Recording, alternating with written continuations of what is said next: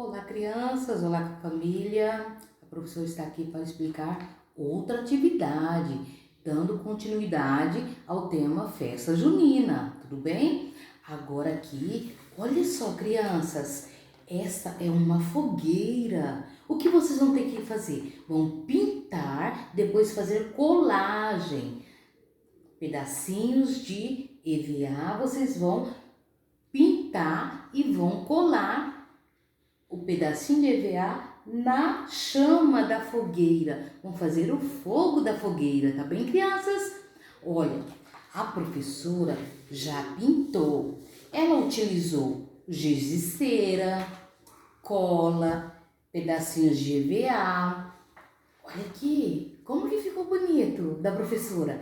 A professora pintou as bandeirolas, o fogo, as chamas, né? Da fogueira. Agora nós vamos fazer colagem.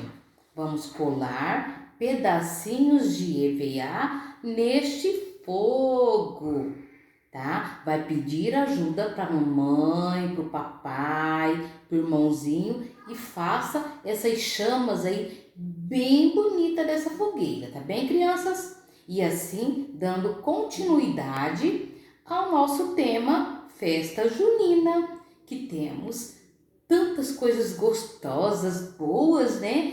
Não sei se vocês já participaram de uma festa junina, mas tem muita alegria, muita música boa, coisas gostosas para comer. E assim, a chama da sua fogueira vai ficar assim, crianças, igual da professora. Tá bom, crianças? Até mais, tchau, tchau!